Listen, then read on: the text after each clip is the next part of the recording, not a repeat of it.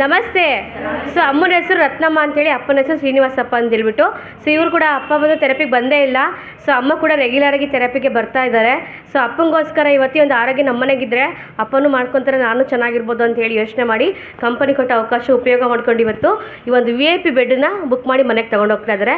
ಅವ್ರು ಎಷ್ಟು ದಿನ ಬಂದಿದ್ರು, ಏನೆಲ್ಲ ಪ್ರಾಬ್ಲಮ್ ಇತ್ತು, ಏನಕ್ಕೋಸ್ಕರ ಮನೆಗೆ ತೊಗೊಂಡಿದ್ದಾರೆ ಅಂತ ಮಾತಾಡ್ತಾರೆ, ಕೇಳಿಸ್ಕೊಳ್ಳೋಣ. ಅಮ್ಮ ನಮಸ್ತೆ. ನಮಸ್ತೆ.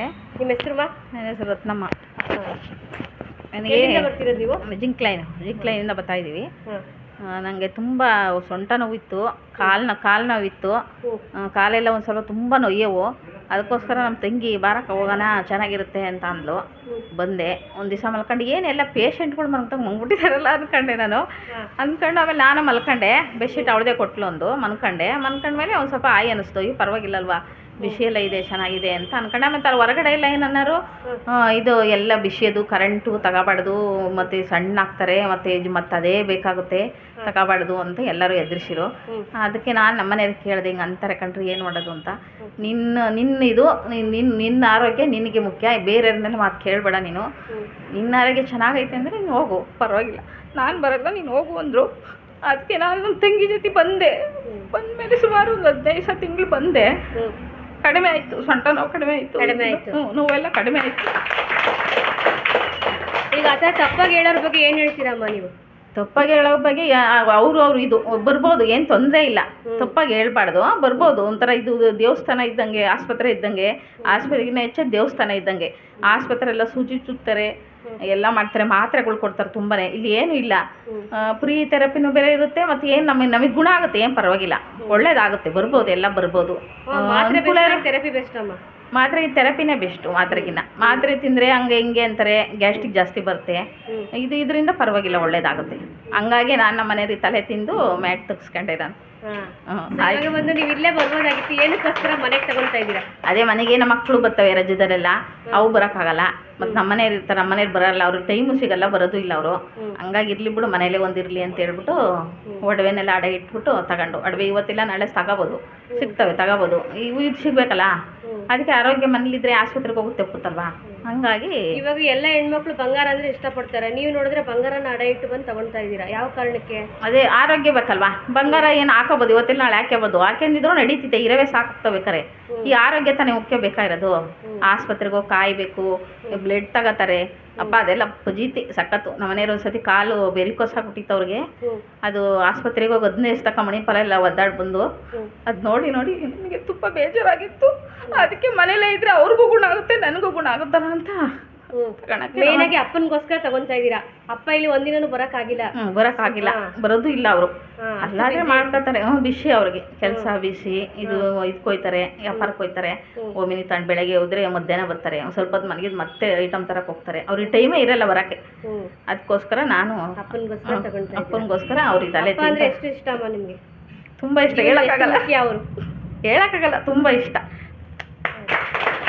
ಅವ್ರಿಗೋಸ್ಕರ ಇವತ್ತು ಗಿಫ್ಟ್ ಆಗಿ ಕೊಡಿಸ್ತಾ ಇದ್ದೀರಾ? ಕೊಡ್ತಾರಲ್ಲ ಅವರೇ ಒಡವೆ ಇಟ್ಟು ಇದು ಮಾಡಿ ಎಲ್ಲ ನಿನಗೋಸ್ಕರ ನಾನು ಏನು ಬೇಕಾದ್ರೂ ಮಾಡ್ತೀನಿ.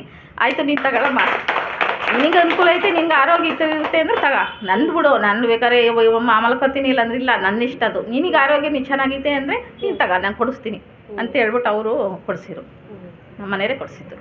ಥ್ಯಾಂಕ್ಸ್ ಅಮ್ಮ. ಅಪ್ಪನ ಕೊಟ್ಬಿಡಿ.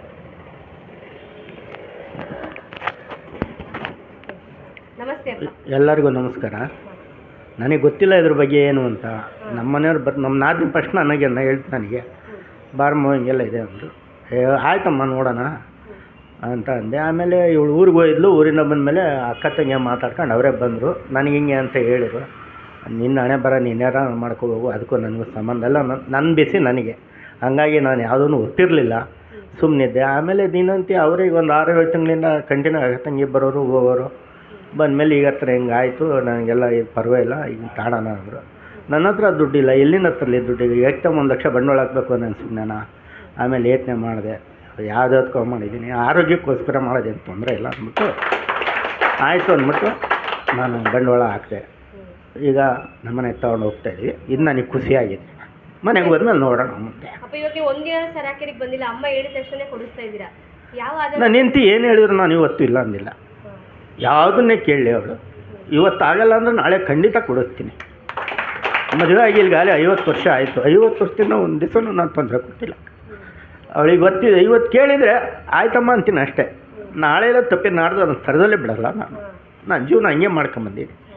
ಅದೊಂದೇ ಖುಷಿ. ಅಮ್ಮಂದು ಆರೋಗ್ಯ ತುಂಬ ಮುಖ್ಯ ನಿಮ್ಮ ಲೈಫಲ್ಲಿ. ಹೌದು ಹೌದು. ಚೆನ್ನಾಗಿದ್ರೆ ಮಾತ್ರ ಲೈಫ್ ಚೆನ್ನಾಗಿರುತ್ತೆ ನಿಮ್ಮದು. ನಾನು 4 ಗಂಟೆಗೆ ಎದ್ದೇಳ್ತೀನಿ, ಅವಳು 4:15ಗೆ ಎದ್ದೇಳ್ತಾಳೆ. ಒಂದು ಹೋಟ್ಲಲ್ಲಿ ತಿಂಡಿ ತಿನ್ನಲ್ಲ, ಒಂದು ಹೋಟ್ಲಲ್ಲಿ ಕಾಫಿ ಕುಡಿಯಲ್ಲ. ನಾನು ಮನೆಯಿಂದಲೇ ಅವಳು ಅಡುಗೆ ಮಾಡಿ ಕಳಿಸ್ತೀನಿ. ನನಗೆ ದಿನನಿತ್ಯ ಮನೆಯಿಂದಲೇ ಮಾಡಿ ಕಳಿಸ್ತಾಳೆ. ನಾನಾರು ಅವಳು ಚೆನ್ನಾಗಿದ್ರೆ ತಾನೆ ನಾನು ಚೆನ್ನಾಗಿರೋಕ್ಕೆ. ಅವಳೇ ಚೆನ್ನಾಗಿಲ್ಲ ಅಂದರೆ ನಾನು ಚೆನ್ನಾಗಿ ತಂಡೇ ಮಾಡ್ಕೊಳೋಣ. ಇದು ಗಂಡ ಹೆಂಡತಿ ಅನ್ನೋ ಒಂದು ಕುಟುಂಬದ ಒಂದು ಬಿಗಿ ಬದ್ಧತೆ. ಅಂದರೆ ಹೆಂಡತಿ ಗಂಡ ನೋಡ್ಕೊಬೇಕು, ಗಂಡ ಹೆಂಡತಿ ನೋಡ್ಕೊಬೇಕು. ಅವಾಗಲೇ ಅದರ ಒಂದೊಂದು ಬದ್ಧತೆ ಸಿಗುತ್ತೆ. ಇಷ್ಟಕ್ಕೆ ನಾನು ಮಾತಾಡೋಕ್ಕೆ ಇಷ್ಟಪಡ್ತೀನಿ. ನಿಮಗೆ ದುಡ್ಡು ಜಾಸ್ತಿ ಆಯ್ತು ಅಂತ ಅನ್ಸ್ಲಿಲ್ವಾ? ಏನಕ್ಕೆ ಅಷ್ಟು ದುಡ್ಡು? ನಾನು ದುಡ್ಡಿನ ಬಗ್ಗೆ ಬೆಲೆನೇ ಕಟ್ಟಿಲ್ಲಮ್ಮ. ನಾನು ಇವತ್ತು ನಾನು ದುಡ್ಡಿಗೆ ನಾನು ಬೆಲೆ ಕಟ್ಟಲ್ಲ. ಫಸ್ಟು ನಮ್ಮ ಆರೋಗ್ಯ ಮುಖ್ಯ, ನಾವು ಚೆನ್ನಾಗಿರ್ಬೇಕು. ನಮ್ಮ ಮಕ್ಕಳು ಮರಿ, ನಮ್ಮ ಕುಟುಂಬ ಚೆನ್ನಾಗಿರ್ಬೇಕು. ದುಡ್ಡು ಬಿಡಮ್ಮ, ಇವತ್ತು ಬರ್ತದೆ ಹೋಗ್ತದೆ. ಅಮ್ಮ ಕೋಟಿ ಇಟ್ಟವ್ರು ಆರೋಗ್ಯವಾಗಿದ್ದಾರೆ. ಅವರು ಯಾವ ಕಾರಣಕ್ಕೂ ಆರೋಗ್ಯವಾಗಿಲ್ಲ. 108 ಕಾಯಿಲೆ. ಇಲ್ಲಿ ಗಂಡ ಹೆಂಡತಿ, ಮಕ್ಕಳು ಒಂದು ಕಡೆ, ಹೆಂಡತಿ ಒಂದು ಕಡೆ, ಗಂಡ ಒಂದು ಕಡೆ. 20 ಅವರು ನೀವು ನೆಮ್ಮದಿರ ಬಿಡ್ತಾರೆ. ಕರೆಕ್ಟಾಗಿ 3 ಗಂಟೆ ರಾತ್ರಿ ನಿದ್ದೆ ಮಾಡಲ್ಲ, 3 ಗಂಟೆ ಟೈಮ್ ನಿದ್ದೆ ಮಾಡಲ್ಲ. ಅದನ್ನ ಮಾತ್ರ ಏನೂ ಇಲ್ಲ. ನಾವು 8 ಗಂಟೆ ಟೈಮ್ ಖುಷಿಯಿಂದ ನಿದ್ದೆ ಮಾಡ್ತೀವಿ. ಹೊಟ್ಟೆ ತುಂಬ ಊಟ ಮಾಡ್ತೀವಿ, ಖುಷಿ ನಿದ್ದೆ ಮಾಡ್ತೀವಿ. ಇದು ನಮ್ಮ ಆರೋಗ್ಯಕ್ಕೆ ನಮಗೆ ಬೇಕಾಗಿದೆ. ಇಲ್ಲಿ ಬರೋರು ಎಲ್ಲರಿಗೂ ಏನು ಹೇಳಕ್ಕೆ ಇಷ್ಟಪಡ್ತೀರಾ ಆರೋಗ್ಯದ? ಬನ್ನಿ ಅಮ್ಮ, ಎಲ್ಲ ಬನ್ನಿ. ಇದು ಚೆನ್ನಾಗಿದೆ ಅಂತ. ಯಾಕೆಂದರೆ ನಮ್ಮ ಮನೆಯವರು ಹೇಳಿದ್ದು ಒಂದು ರೀತಿ ನೋಡಿದರೆ ಆಗ್ತಿರ್ಲಿಲ್ಲ. ನಾವು ಅದೆಂಥದ್ದು ಫಂಜಿಂದು ಇದೆಲ್ಲ ತಂದು ಕೊಟ್ಟಿದ್ದೀನಿ, ಕುಂತ್ಕೊಳ್ಳೋ ಚೇರ್ ಟೈಪ್ ಎಲ್ಲ. ಇಲ್ಲಿ ಬಂದು ಸ್ವಲ್ಪ ಪರವಾಗಿಲ್ಲ ಅಂತ ಭಾಳ ಚೆನ್ನಾಗಿ ಓಡಾಡ್ಕೊಂಡು ಕೆಲಸ ಮಾಡ್ತಾರೆ. ನಾನು ಹೇಳಿಲ್ವಾ, ನಾನು 4 ಗಂಟೆಗೆ ಹೇಳ್ತೀನಿ, ಅವ್ರು 4:15ಗೆ ಎದ್ದು ಹೇಳ್ತಾರೆ. ನನಗೆಲ್ಲ ರೆಡಿ ಮಾಡೇ ಮನೆಯಿಂದ ತಿಂಡಿ ಎಲ್ಲ ರೆಡಿ ಮಾಡೇ ಕಳಿಸೋದು. ಇವತ್ತು ನಾನು ಹೋಟೆಲ್ ಒಂದು ಕಾಫಿ ಕುಡಿಯೋಲ್ಲ, ಒಂದು ಟೀ ಕುಡಿಯೋಲ್ಲ. ಬೆಳಗ್ಗೆ ಎದ್ದ ತಕ್ಷಣ ಗಂಜಿ ಮಾಡಿಕೊಡ್ತಾರೆ, ತಿಂಡಿ ಕಟ್ಟಿಕೊಡ್ತಾರೆ. ಅದನ್ನೇ ತಿನ್ಕೊಂಡು ನಾನು ವ್ಯಾಪಾರ ಮುಗಿಸ್ಕೊಂಡು ಮನೆಗೆ ಬರ್ತೀನಿ. ನಾನು ಅಷ್ಟೇ, ನಾನು ಎಲ್ಲೂ ತಿನ್ನೋಕೆ ಹೋಗಲ್ಲ ಹಂಗೆಲ್ಲ. ಬೇಕಾದ್ರೆ ಇಲ್ಲ ಅಂದ್ರೆ ಬಂದ್ಬಿಡ್ತೀನಿ ಮಧ್ಯಾಹ್ನದ ಹೊತ್ತಿಗೆ. ಮಧ್ಯಾಹ್ನ ಬಂದು ಊಟ ಮಾಡ್ತೀನಿ. ಹಂಗೆ ಊಟದಲ್ಲಿ ಬಮ್ಮ ದಯವಿಟ್ಟು ಕಂಟ್ರೋಲ್ ಇರಬೇಕಷ್ಟೇ, ಇನ್ನೇನಿಲ್ಲ. ಆರೋಗ್ಯ ಅಂದರೆ ಊಟ. ಯಾಕೆಂದರೆ ಏಜ್ ಆಗ್ತಾ ಬರ್ತಾ ಇದೆ. ಏನೋ ಹೇಳ್ತಾರೆ 2000ಕ್ಕೆ ಆಗಲಿ 1 ವರ್ಷ, ಅವೆಲ್ಲ ನನಗೆ ಗೊತ್ತಿಲ್ಲ. ಬೆಳಗ್ಗೆ ತಿಂದರೆ 1-2 ಚಪಾತಿ, ಇಲ್ಲ 1-2 ದೋಸೆ, ಇಲ್ಲ ಒಂದಿಷ್ಟು ಚಿತ್ರಾನ್ನ, ಏನೋ ಒಂದಿಷ್ಟಿಷ್ಟೇ ತಿನ್ನಬೇಕು. ಮಧ್ಯಾಹ್ನ ದಿಲ್ಸ್ 3 ಟೈಮು ಆರೋಗ್ಯವಾಗಿ ತಿನ್ನಬೇಕು. ಕ್ಲೀನಾಗಿ ಜೀರ್ಣ ಶಕ್ತಿ ಅಂತ ಮಾಡಿರ್ಬೇಕು. ಅಮ್ಮನೇ ಮಾಡಿರ್ಬೇಕು. ಅಷ್ಟೇ ನನಗೆ. ತುಂಬ ಥ್ಯಾಂಕ್ಸ್. ಬರ್ತಾ ಇದ್ದಾರೆ. ಸೊ ಅಮ್ಮ ಬಂದು ತುಂಬ ದಿನ ಆಯ್ತು. ಇವಾಗ ಅವ್ರಿಗೆ ಏನು ಪ್ರಾಬ್ಲಮ್ ಇತ್ತು, ಎಷ್ಟು ಗುಣ ಆಗಿದ್ರೆ ಹೇಳ್ತಾರೆ. ನಮಸ್ತೆ ಅಮ್ಮ. ನಮಸ್ತೆ, ಎಲ್ಲರಿಗೂ ನಮಸ್ತೆ. ನನಗೆ ಗ್ಯಾಸ್ಟ್ರಿಕ್ಕು ಮತ್ತು ಶುಗರು ಎಲ್ಲ ಇತ್ತು. ಅದಕ್ಕೆ ನಾನು ಬಂದೆ. ನಾನು ಬಂದಾಗ ಸ್ವಲ್ಪ ಪರವಾಗಿಲ್ಲ, ನನಗೆ ಹುಷಾರಾದಂಗೆ ಆಯಿತು. ಅದಕ್ಕೆ ನಮ್ಮ ಅಕ್ಕನಿಗೆ ಹಿಂಸೆ ಮಾಡಿ ಕರ್ಕೊಂಬಂದೆ. ನಮ್ಮ ಮಾಮಂಗೂ ಬಾಬಾ ಅಂದೆ, ಅವರಿಗೆ ಟೈಮ್ ಇರಲ್ಲ ಅಂತಂದು ಬರಲ್ಲ ಅಂದರು. ಹಂಗಾಗಿ ಅವರಿಗೋಸ್ಕರ, ನಮ್ಮ ಅಕ್ಕನಿಗೋಸ್ಕರ ಮ್ಯಾಟ್ ಉಪಯೋಗ ಆಗತ್ತೆ ಇಲ್ಲಿಂದ. ಮತ್ತು ಇಲ್ಲಿಗೆ ಬಂದರೆ ಆಸ್ಪತ್ರೆಗೆ ಹೋದರೆ ಒಂದು ಕಾಯಿಲೆ ಹುಷಾರಾಗ್ಬೋದು ಅಷ್ಟೇ. ಇಲ್ಲಿಗೆ ಬಂದರೆ ಪ್ರತಿಯೊಂದು ಕಾಯಿಲೆನೂ ಹುಷಾರಾಗ್ತಾ ಬರುತ್ತೆ. ನಿಧಾನವಾಗಾದ್ರೂ ತುಂಬ ಹುಷಾರಾಗ್ತಾ ಬರುತ್ತೆ. ಯಾರೂ ಭಯಪಡೋಂಥ ಅವಶ್ಯಕತೆ ಏನಿಲ್ಲ. ಬಂದು ಥೆರಪಿ ತೊಗೊಳ್ಳಿ. ನೀವು ಎಷ್ಟು ದಿವಸ ಆಯ್ತಮ್ಮ ಬಂದು? ಇವಾಗ ನಾವು ಬಂದು 5 ತಿಂಗಳ ಮೇಲಾಯಿತು. ನನಗೆ ಸ್ವಲ್ಪ ಪರವಾಗಿಲ್ಲ, ಎಲ್ಲದರಲ್ಲೂ ಹುಷಾರಾಗಿದೆ. ಗ್ಯಾಸ್ಟ್ರಿಕ್ ಆಗಲಿ, ಡೌಟ್ ಇರುತ್ತೆ, ರಕ್ತ ಸುಡುತ್ತೆ, ಮೂಳೆ ಪುಡಿ ಆಗುತ್ತೆ ಅಂತ ಹೆದರ್ಕೊಂಡ್ಬಿಡ್ತಾರೆ. ಆ ಥರ ಏನಾದ್ರು ಆಗಿದೆಯಾ ನಿಮಗೆ? ಆ ಥರ ಏನೂ ಆಗಿಲ್ಲ ನನಗೆ. ಅದೇನು ಕರೆಂಟಿಂದ ಸುಡಲ್ಲ, ಏನಿಲ್ಲ. ಅದು ಪಚ್ಚೆ ಕಲ್ಲು ಈ ಥೆರಪಿ ಅಲ್ವಾ, ಅದು ಒಂಥರ ದೇವ್ರಿದ್ದಂಗೆ, ಏನೇ ಆಗಲ್ಲ. ಬಂದು ಥೆರಪಿ ತೊಗೊಳ್ಳಿ ಅಂತ ಹೇಳಕ್ಕೆ ಇಷ್ಟಪಡ್ತೀನಿ. Thank you.